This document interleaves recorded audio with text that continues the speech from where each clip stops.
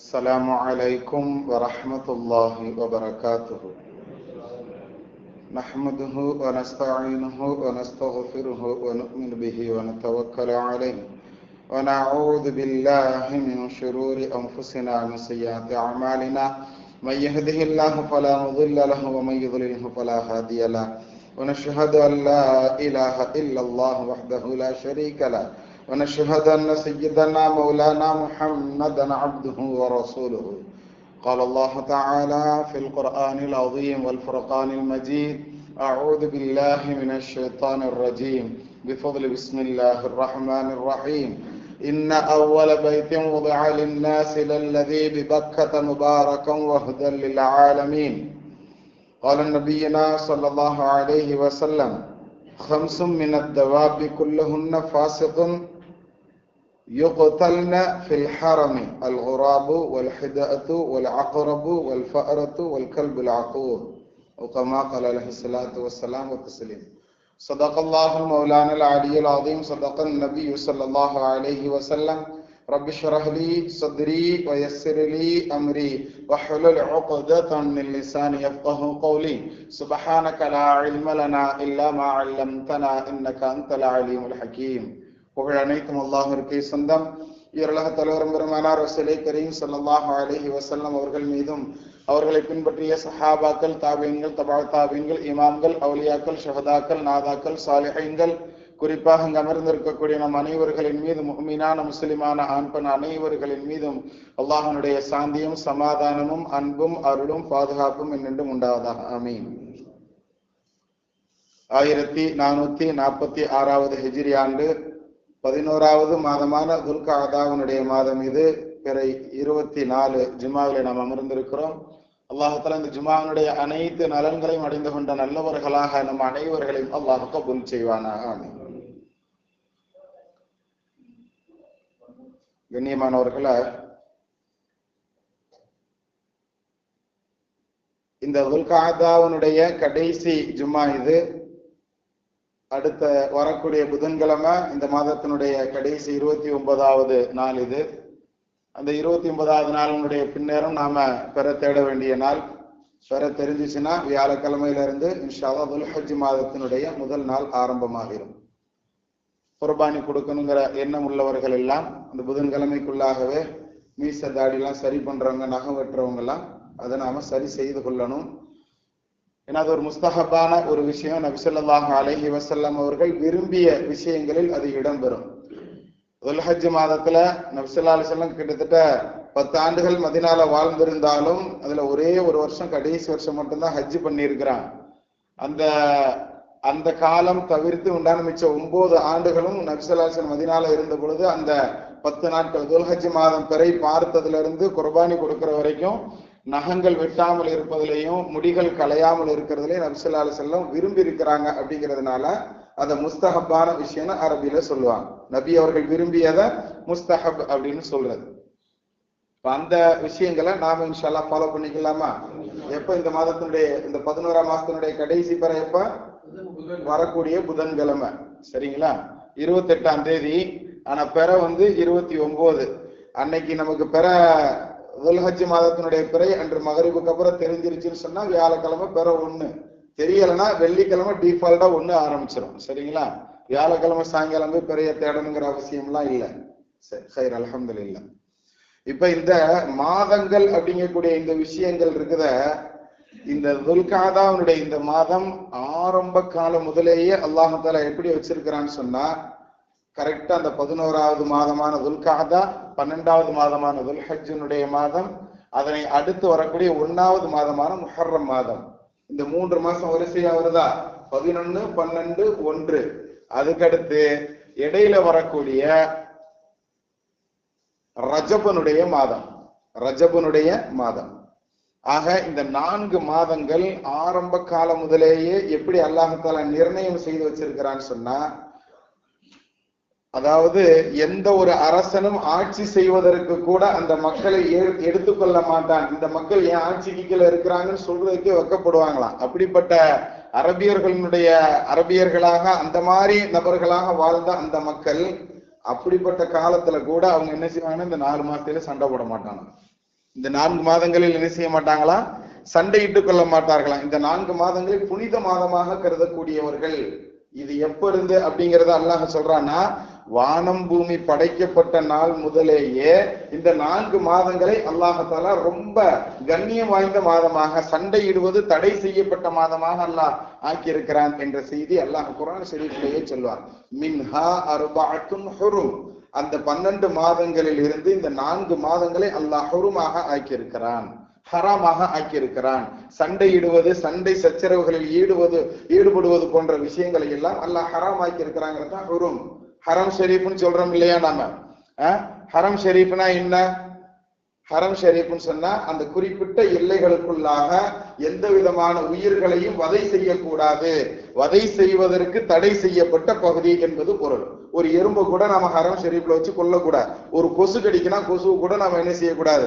அடிக்க கூடாது. நம்மளுடைய ரோமங்களில் இருந்து ஏதாவது ஒரு ரோமம் உதிரும் அளவுக்கு கூட அங்கு நடந்து கொள்ளக்கூடாது என்பதுதான் ஹுரும், ஹராமாக்கப்பட்டது என்பதனுடைய பொருள். கண்ணியத்திற்குரியவர்கள், அப்ப அதே மாதிரிதான் தக்பீரை தஹ்ரீமாங்கிறது. நான் போன வாரம் ஜும்மால கூட சொன்னோம். அந்த ஹுரும்ல இருந்து வர்றதுதான் தஹ்ரீம். நாம தக்பீர் தஹ்ரீம், அல்லாஹ் அக்பர்னு முதலாவது தக்பீரை கட்டணும். அந்த தக்பீருக்கு பேரு தஹ்ரீமாவுடைய தக்பீர், ஹராமாக்கக்கூடிய தக்பீர்னு பேரு. வெளியில நாம என்னென்னலாம் செய்யலாமோ அது உள்ள வந்து செய்யக்கூடாது. ஹலாலான விஷயங்களாகவே வெளியே நாம செய்யக்கூடிய விஷயங்கள் இருந்தாலும் தொழுகைக்குள் அது செய்யப்படக்கூடாது என்பதனால தான் அந்த தக்பீருக்கு பேரு தக்பீரே தஹ்ரீமான்னு சொல்லுவோம். ஹைர், அல்ஹம்துலில்லாஹ். அப்ப இந்த மாதிரி ஹுருமாக்கப்பட்ட, கண்ணியமாக்கப்பட்ட, பாதுகாக்கப்பட்ட அப்படிங்கிற இந்த அர்த்தங்களை பொதிந்திருக்கக்கூடியதுதான் இந்த 4 மாதங்கள். அப்படிப்பட்ட புனிதமான மாதத்தினோட நாம் இந்த மாதத்தை முடிக்கக்கூடிய கடைசி ஜுமால நாம் இருக்கிறோம். கண்ணியவான்களை, நாம் எப்படி நிம்மதியாக, அச்சமற்றவர்களாக, சலாமத்தானவர்களாக இருக்கிறோமோ இது போன்று இந்த பாதுகாக்கப்பட்ட மாதங்களில் உலக முஸ்லிம்கள் அனைவர்களும் நிம்மதியாக இருக்கிறதுக்கு துவா செய்யலாமா? மனதார நாம நம்மளுக்கு கேட்கிற மாதிரியே பலஸ்தீனத்துல சிரமப்படக்கூடிய அந்த மக்களுக்கும் நாம என்ன செய்யணும்? துவா செய்யணுமா இல்லையா? நம்மளுடைய தேவைகள் எவ்வளவோ நாம அல்லாட்ட கேட்கிறோம். அவங்களுக்காக என்னைக்காவது நம்ம ஒரு சொட்டு கண்ணீர் விட்டு நாம துவா செய்யறோமா? ஏன்னா நம்ம பிரச்சனையே நம்மளுக்கு பெருசா தெரியுது, அப்படித்தானே? நாம் நம்மளுடைய தேவைகளை கேட்பதற்கு முன்னால் பிறருடைய தேவைகளை நிறைவேற்றுவதற்காக வேண்டி ரப்பிடத்துல துவா செஞ்சுட்டு நம்ம தேவையை கேட்டோம்னா அல்லாஹ் உடனே கபூல் செய்வானா. இது துவாக்கள் ஏற்றுக்கொள்ளப்படுவதற்குண்டான சில அம்சங்கள்ல ஒரு அம்சமாக சொல்லுவாங்க. உனக்குண்டான தேவைகளை கேட்கறதுக்கு முன்னாடி அடுத்தவனுக்கு உண்டான தேவை நிறைவேறதுக்கு நீ கேட்டேன்னு சொன்னா உன்னுடைய தேவைகளை அல்லாஹ் கபூல் செய்வான் என்பது துஆக்கள் ஏற்றுக்கொள்ளப்படுவதற்குண்டான நிபந்தனைகளில் ஒன்றாகவும் நமக்கு என்ன செய்யறாங்க? ஹதீசுகள்ல இருந்து இமாம்கள் எடுத்து சொல்லி தருவாங்க. கண்ணியத்திற்குரியவர்களை, ஹைர், அல்ஹம்துலில்லாஹ். இப்ப நாம இந்த வாரத்தினுடைய விஷயம் என்ன அப்படின்னு சொன்னா, இது போன்றே கண்ணியமாக்கப்பட்ட, பாதுகாக்கப்பட்ட மாதங்களில் நாம் அச்சமற்று நிம்மதியானவர்களாக, சலாமத்தாக இருக்கிறோம். அல்லாஹ்தாலா இன்னும் சலாமத்தை நமக்கு தரணும். ஆனால் இது போன்று உண்டான நிம்மதியையும் சலாமத்தையும் அந்த பலஸ்தீனத்தினுடைய மக்களுக்கும் அல்லாஹ்தாலா கபூல் செய்து தருவானாக. அவர்களுக்கு நேரம் நேரம் உணவு கிடைப்பதற்குண்டான தௌஃபீக்கை அல்லாஹ்தாலா தந்தருள் புரிவானாக. நாம எவ்வளவோ உணவுகளை வேஸ்ட் பண்றோம். அதனுடைய குற்றங்களுக்கு உண்டான பரிகாரமாக அவர்களை அல்லாஹ் தண்டிக்கிறானோ என்று பயப்படும் அளவிற்கு உண்டான நம்மளுடைய வீண் விரயங்கள் இருக்கிறது. அல்லாஹ்தாலா அதனை விட்டு நம்மை காத்தருள் புரிவானாக. இந்த மக்களுக்கு நல் உணவுகள், நற்தண்ணீர்கள் கிடைப்பதற்குண்டான பாக்கியத்தை, நல்ல நிம்மதியான வாழ்வை, சலாமத்தை, ஆஃபியத்தை அல்லாஹ் தந்தருள் புரிவானாக. பிஹக்கி சய்யிதினா வ ஆலி சய்யிதினா முஹம்மதின் ஸல்லல்லாஹு அலைஹி வஸல்லம். கண்ணியமானவர்களே, நம்ம தமிழகத்துல இருந்து நாளைக்கு அல்ஹம்துலில்லாஹ் ஹஜ்ஜுக்காக வேண்டின்னு கிளம்பக்கூடியவர்களுடைய ஒரு முக்கியமான விமானம் கிளம்புவதற்காக வேண்டி தயாராக இருக்கக்கூடிய ஒரு சூழல். இந்த நேரத்துல ஹஜ் சம்பந்தமான, காபா சம்பந்தமான, ஹரம் சம்பந்தமான சில விஷயங்கள் நாம் தெரிந்து கொள்வது, இதை காரணமாக வைத்தேனும் நாம் தெரிந்து கொள்வது என்பது ஏற்றமான ஒரு சூழல்ங்கிறதுனால அது சம்பந்தமான சில விஷயங்கள் நமக்கு மத்தியில முதாக்கரா செய்வதற்காக நிற்கிறேன். அல்லாஹ் குர்ஆன் ஷரீஃப்ல சொல்லுவான், இன்ன அவ்வல பைத்தின் உதிஅ லின்னாசி, மக்களுக்காக வேண்டி எழுப்பப்பட்ட, உருவாக்கப்பட்டவைகளிலேயே முதலாவது ஆலயம் காபத்துல்லா தான் என்பதாக அல்லாஹ் சொல்லுவான். அந்த ஆயத்தை அல்லாஹ் சொல்றக்கூடிய அந்த வசனத்தினுடைய விளக்கங்களில் நபி ஸல்லல்லாஹு அலைஹி வஸல்லம் அவர்கள் சொன்ன செய்திகள் ஏராளம் இருக்கும். அந்த ஆயத்தினுடைய தஃப்சீர்ல எழுதுவாங்க, உலகத்தை அல்லாஹ் உருவாக்குவதற்கு முன்னால் முதலில் காபத்துல்லாவை தான் உருவாக்கினான். தண்ணீரில் ஒரே ஒரு இடம் மட்டும்தான் நிலமாக இருந்தது. அந்த இடத்தில் அல்லாஹ் காபாவை உருவாக்கினான். அதனை அடுத்து கிட்டத்தட்ட அல்ஃபை ஷஹரை, அதாவது கிட்டத்தட்ட 20 ஆண்டுகளுக்கு அப்புறமாக 20,000 ஆண்டுகளுக்கு அப்புறமாகத்தான் அல்லாஹ்தால் என்ன செஞ்சான், இந்த உலகத்தை உருவாக்கினான் அப்படிங்கிற செய்திகள் எல்லாம் நமக்கு ஹதீஸ்களில் காண கிடைக்கும் கண்ணியத்திற்குரியவர்களை. அப்ப அப்படிப்பட்ட, அதாவது நீர்ல முதலில் எங்கு அல்லாஹ் பூமியை உருவாக்குகிறானோ அந்த இடத்துல முதலில் உருவாக்கிய விஷயம் மலக்குமார்களை வைத்து அல்லாஹ் கட்டியதுதான் காபத்துல்லா என்ற பள்ளி. அந்த விஷயத்தை அல்லாஹ் குர்ஆன் ஷரீஃப்ல ரொம்ப அருமையாக சொல்லுவான். இன்ன அவ்வல பைத்தின் உதிஅ லின்னாசி லல்லதி பிபக்கத, பக்கா என்ற முபாரக்கான இடத்தில் அமைந்திருக்கக்கூடிய அந்த காபா என்ற பள்ளிவாசல் தான் மக்களுக்காக வேண்டியே முதலில் உருவாக்கப்பட்டது என்ற செய்தி அல்லாஹ் சொல்லுவார். இதை நல்லா கவனிச்சோன்னா முஸ்லிம்களுக்காக வேண்டி உருவாக்கப்பட்டது அப்படின்னு அல்லாஹ் அங்கு சொல்லல. உலகம் ஆரம்பிக்கும் காலத்துல அதாவது மக்கள் யாரெல்லாம் இருப்பாங்களோ, எத்தனை மக்கள் கியாமத்து நாள் வரைக்கும் இருப்பார்களோ அனைவர்களுக்கும் உண்டான ஒரு சொத்து என்பதாகத்தான் அல்லாஹால அந்த காபத்துல்லாவை பற்றி அறிமுகப்படுத்தும் பொழுது, இன்னும் நல்லா எங்கெங்கெல்லாம் காபாவை பத்தி அல்லாஹ் சொல்றான்னா குர்ஆன்ல அந்த இடத்தெல்லாம் எடுத்து பார்த்தோம்னா முஸ்லிம்களுக்கு மட்டும் அப்படிங்கிறது குறிப்பிடப்படாது, நாஸ் மக்கள் அனைவர்களுக்கும் சொந்தமானது என்பதுதான் அங்கு பதியப்பட்டு இருக்கும் கண்ணியத்திற்குரியவர்கள். அப்படிப்பட்ட கண்ணியமான எல்லோருக்கும் சொந்தமான ஒரு முதல் பள்ளிவாசல், உலகத்தில் உருவான முதல் கட்டிடம் அப்படின்னு சொன்னாலே அது காபா தான் கண்ணியமானவர்களை. அப்படிப்பட்ட காபாவை தரிசிப்பதற்காக வேண்டி, இன்னும் சொல்ல போற நாமெல்லாம் இங்க இருந்து தொழுகிறோங்க, இங்க இருந்து தொழுகக்கூடிய இந்த தொழுகைகள் நாம் எதை முன்னோக்கி தொழுகிறோம்னு சொன்னா காபாவை முன்னோக்கி தான் தொழுது கொண்டு இருக்கிறோம். ஆரம்பத்துல ஒரு 15 மாதங்கள் நபி ஸல்லல்லாஹு அலைஹி வஸல்லம் என்ன செஞ்சாங்க, இப்ப சண்டை நடந்துகிட்டு இருக்குது இல்லையா, அந்த ஜெருசலத்துல இருக்கக்கூடிய அந்த பைத்துல் முகத்தஸை முன்னோக்கி தொழுதார்கள். மதீனாவுக்கு போன ஒரு 15 மாதங்கள். அதனை அடுத்து அல்லாஹ் தஆலா என்ன செஞ்சா, நபியே உங்களுடைய முகத்தை கத்னரா தகல்லுப வஜ்ஹிக ஃபிஸ் ஸமாஇ ஃபலனுவல்லியன்னக கிப்லத்தன் தர்லாஹா, நீங்க விரும்பின அந்த விஷயத்தை, காபாவை நமக்கு அல்லாஹ் தஆலா முன்னோக்கும் திசையாக முன்னோக்கும் இடமாக ஆக்க மாட்டானான்னு நீங்க விரும்பக்கூடிய அந்த விஷயத்தை நாம் என்ன செஞ்சிடறோம், காபாவையே உங்களுக்கு நாம் என்ன செஞ்சிட்டோம், கிப்லாவாக முன்னோக்கும் இடமாக நாம் ஆக்கிவிட்டோம் அப்படிங்கக்கூடிய அந்த வசனத்தை அல்லாஹ் இறக்குனா எப்ப, 15 மாதங்கள் கழித்து.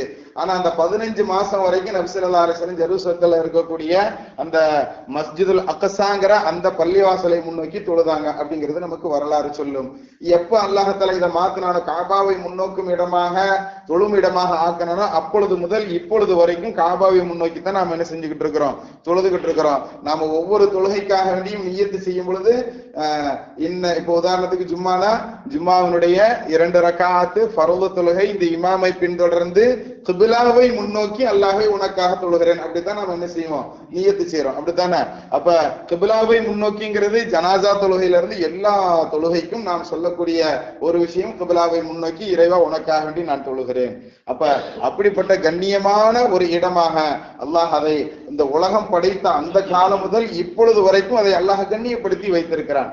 அப்படிப்பட்ட ஒரு சிறப்பான ஒரு இடத்தை தரிசிக்கிறதற்காக வேண்டி எல்லாரும் என்ன செய்யறாங்க, இங்க இருந்து ஹஜ்ஜிக்காக வேண்டி செல்கிறோம், இங்க இருந்து உம்ராவுக்காக வேண்டி செல்கிறோம். அது புண்ணிய பூமி, அது புண்ணிய பூமின்னு தமிழ்ல சொல்றோம் பாருங்க, அதைத்தான் அல்லாஹ் ஹுரும் என்ற வார்த்தையில பயன்படுத்துகிறான்.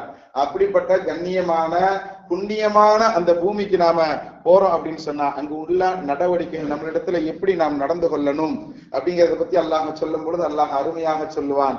ஹஜ்ஜு அப்படின்னு சொன்னால, உம்ரா அப்படின்னு நாம இங்க இருந்து கிளம்பிட்டால அங்க நாம் எப்படி நடந்து கொள்ளணும் அப்படிங்கும் பொழுது, அல் ஹஜ்ஜு அஷ்ஹுரும் மஅலூமாத் ஃபமன் ஃபரத ஃபீஹின்னல் ஹஜ்ஜ ஃபலா ரஃபஸ வலா ஃபுசூக, அங்க போனா கெட்ட பேச்சுக்கள் பேசக்கூடாது, கண்ணிய குறைவான நடைமுறைகள் நம்ம இடத்துல இருக்கக்கூடாது அப்படிங்கறத அல்லாஹ் முதலில் தெளிவாக சொல்லுவான். ஹஜ்ஜுக்காக வேண்டின்னு சொல்லி நாம இஹ்ராம் கட்டி இங்க இருந்து கிளம்பினாலும் போன உடனே ஹஜ்ஜி செய்ய முடியாது.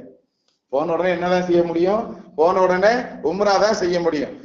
365 நாட்கள் அப்படித்தானே, அந்த நம்மளுடைய ஷரியத்து பிரகாரம் 351 நாட்கள் வரும் கணக்கு. கிட்டத்தட்ட இந்த 355 நாட்களினுடைய இந்த நாட்களில் வெறும் 5 நாட்கள் மட்டும்தான் ஹஜ்ஜினுடைய அமல்கள். வெறும் 5 நாள் மட்டும்தான் ஹஜ்ஜி செய்ய முடியும். துல்ஹஜ் மாதத்தினுடைய பிற 8ல என்ன செய்வாங்க, இஹ்ராம் ஆடை அணிந்து கொண்டு மக்கள் எல்லாம் என்ன செய்வாங்க, போய் மினாவுக்கு போவாங்க. அப்படி அந்த மினாவுக்கு போகக்கூடிய அந்த துல்ஹஜ் மாசத்தினுடைய 8வது நாள்ல இருந்து ஆரம்பிக்கக்கூடிய அந்த விஷயம், பிற 8 பிற 9 அரஃபால தங்கணும், பிற 10 என்ன செய்யணும், முஸ்தலிஃபாக்கு போயிட்டு திரும்ப மினாக்கு வந்து ஆர்டர் அந்த குர்பானி கொடுக்கறதுல இருந்து இந்த 3 நாட்கள் முடிஞ்சிச்சுன்னு சொன்னா, இந்த 3 நாட்களுக்கு அந்த பெருநாள் அன்னைக்கு என்ன செஞ்சிருவாங்க, எஹ்ராம் ஆட கழட்டிடுவாங்க. இதுக்கு அடுத்து இருக்கக்கூடிய 11, 12 அல்லது அந்த 13வது நாள் சேர்த்து இந்த 12 வரைக்கும் கட்டாயம் அங்க இருந்து என்ன செய்யணும், கல்லடிக்கிறது, அந்த ஷைத்தானுக்கு கல்லெறிகிறதுன்னு சொல்லுவோம் பாருங்க, அந்த கல்லெறிகிற விஷயம். இந்த 5 நாட்கள் மட்டும்தான் ஹஜ்ஜினுடைய காலங்கள். 13வது நாளும் உண்டு அப்படின்னு இமாம்கள் இடத்துல கருத்து வேறுபாடு உண்டு. அதனாலதான் 13வது நாளினுடைய அசர் வரைக்கும் நாம் என்ன செய்வோம், தக்பீர் சொல்லுவோம் எல்லா பள்ளிகளையும். சொல்றோமா இல்லையா? அந்த கருத்து வேறுபாடுலாம் அதையும் நம்ம எடுத்துக்கிறோம். 5 நாள்ங்கிறது கன்ஃபார்ம்டு, 6வது நாள்ங்கிறது எக்ஸ்ட்ரா நமக்கு கிடைக்கக்கூடிய ஒரு பதுல், ஒரு பாக்கியம் அப்படின்னு எடுத்துக்கிடலாம். ஆக இந்த 6 நாட்களை தவிர மற்ற நாட்கள் ஹஜ்ஜி செய்யணும்னு நினைச்சு ஒரு ஆள் போனாலும் அவரால் ஹஜ்ஜி செய்ய முடியாது.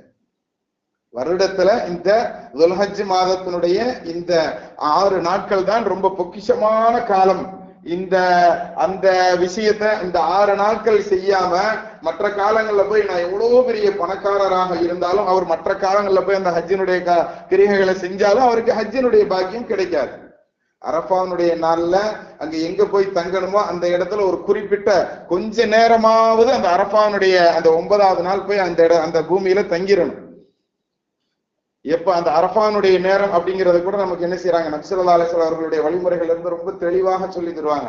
இப்ப எப்படி சூரியன் உச்சியில இருந்து லேசா சாஞ்சிருச்சுன்னா லொஹருனுடைய நேரம் வருது பாருங்க, அது மாதிரி பிறை 9னுடைய அரஃபான் அந்த பிற 9ல உச்சியில இருந்து சூரியன் லேசா சாஞ்சி லொஹருடைய நேரம் வந்துருச்சுன்னு சொன்னா, அந்த லொஹர் முதல் அன்றைய தினத்தினுடைய மகரிபு வரைக்கும் அங்க நாம அந்த அரஃபாவில கொஞ்ச நேரமாவது தங்கிறோம். இருந்து ஒரே ஒரு துவாவாவது செய்யணும். அரஃபால தங்கி நமக்கு தொழுகையோ எதுவுமே கிடையாது.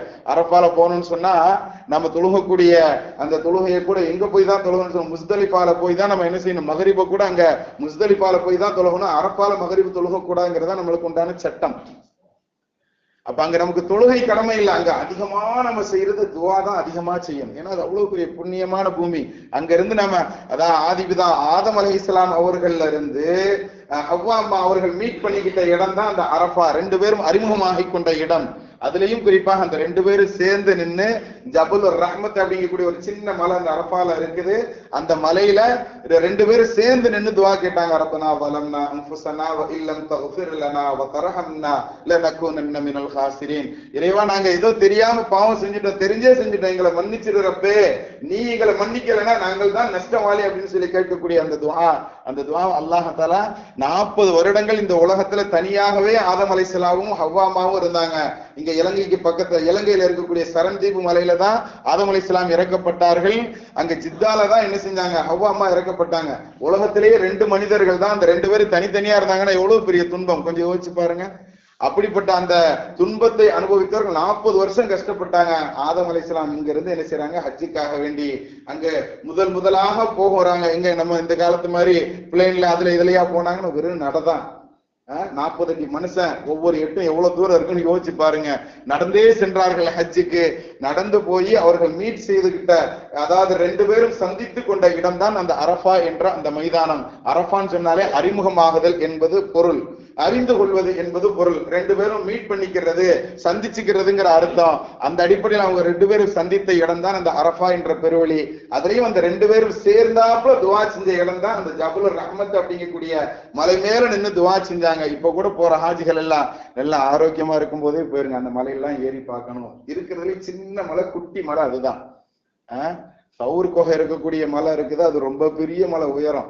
அதை விட ஜபுல் நூர்னு சொல்லக்கூடிய நபி ஸல்லல்லாஹு அலைஹி வஸல்லம் போய் தவம் இருந்தாங்க. முதல்ல ஜிப்ரீல் அலைஹிஸ்ஸலாமை பார்த்து வஹியை வாங்கினாங்கன்னு சொல்ற மலைலாம் இருக்கு பாருங்க, அது ரொம்ப கடுமையான மலை. அதெல்லாம் ரொம்ப இன்றும் கரடு முரடாக இருக்கக்கூடிய மலை. நம்ம கார்கள்ல போகும்போது பார்த்தாலே அது பார்க்கறதுக்கு அவ்வளவு பயங்கரமாக தெரியும் அந்த மலைகள் எல்லாம். ஆனா இருக்கிறதுலயே ரொம்ப ரம்மியமான, ரொம்ப குட்டியாக ஒரு சின்ன சிறு சிறு பாறைகளை கொண்டு இருக்கக்கூடிய, ரொம்ப பார்க்கறதுக்கு அது பேர் ஜபுல் ரஹ்மத்தின் பேரு கூட அல்லாஹ் ரஹ்மத்தாக வச்சிருக்கிறாங்க. அந்த மலையில எல்லாம் ஏறணும்னா கொஞ்சமாவது ஆரோக்கியமாக நாம இருக்கணும்.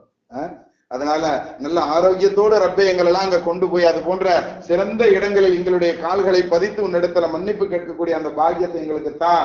அந்த ஆதிபிதா ஆதம் அலைஹிஸ்ஸலாம்ல இருந்து எல்லா நபிமார்களும் போய் கால் பதித்த இடம் அந்த இடம். ஒரே ஒரு நபியை தவிர நபி ஸல்லல்லாஹு அலைஹி வஸல்லம் சொன்னாங்க, அந்த நபி தான் ஹூத் நபி அலைஹிஸ்ஸலாம்.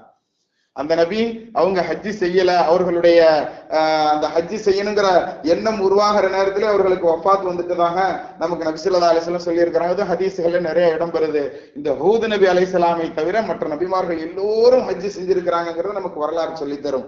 அப்படிப்பட்ட புனிதமான அந்த பூமியை நாமளும் போகணும், நாமளும் அதனை அடையணும். ஆனால் அங்க போன சாதாரணமா கெட்ட பேச்சுக்கள் கூட பேசிவிடக் கூடாது, கண்ணியமான நடைமுறைகள் நம்ம இடத்துல வந்துவிடக் கூடாது என்பதை அல்லாஹ் தஆலா ரொம்ப கண்டிஷனாக அந்த வார்த்தையில சொல்லுவான். ஃபலா ரஃபஸ வலா ஃபுசூக வலா ஜிதால, தர்க்கம் கூட பண்ணிக்கிட்டாங்க. உங்களுக்கு மத்தியில பேச்சுல நீ பெரியவனா நான் பெரியவனாங்கிறதுக்காண்டி நான் தான் எல்லாத்துலயும் சிறந்தவங்கிறத நிரூபிக்கிறதுக்கு கொஞ்சம் பேசுவோம் பாருங்க, அது மாதிரி உண்டான ஜிதால் தர்க்கம் கூட நீங்க உங்களுக்கு மத்தியில அந்த ஹரம்ல வச்சுக்கிடாதீங்க நல்லா சொல்றானா. அந்த இடத்துல எவ்வளவு கண்ணியமாக நடந்து கொள்ளணுங்கிறத நாம் யோசித்துக் கொள்ளணும். கண்ணியத்திற்குரியவர்களை, இந்த நாம ஆரம்பத்துல தலைப்புல சொன்ன ஹதீஸ்ல நபி ஸல்லல்லாஹு அலைஹி வஸல்லம் அவர்கள் ஒரு செய்தியை சொல்லுவாங்க.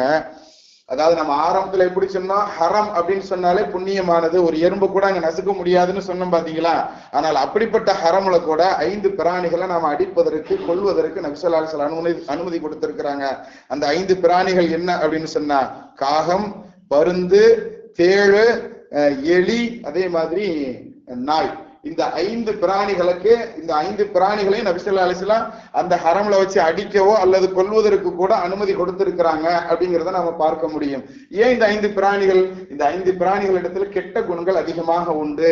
இந்த கெட்ட குணங்களோட நீங்க யாரும் வந்துடாதீங்க. எறும்பு கூட நசுக்க கூடாத ஒரு இடம், அப்படிப்பட்ட ஹரம் பாதுகாக்கப்பட்ட இடம்னு சொன்னா அந்த இடத்துல இந்த 5 பிராணிகளை அடிப்பதற்கு நபி அனுமதி கொடுத்திருக்கிறாங்கன்னு சொன்னா, கொல்வதற்கு கூட அனுமதி கொடுத்திருக்கிறாங்க. அப்படின்னா இவைகளின் மூலம் மக்களுக்கு தீங்குகள் நிறைய உண்டு அப்படிங்கிறதுனால தான் நபி அதை அனுமதி கொடுத்தாங்க. அப்ப அந்த பிராணிகளுடைய குணங்களோடு நாம் அங்கு செல்லக்கூடாது என்பதைத்தான் நமக்கு அந்த புகாரி முஸ்லிம்ல வரக்கூடிய ஹதீஸ் தெளிவுபடுத்தும்.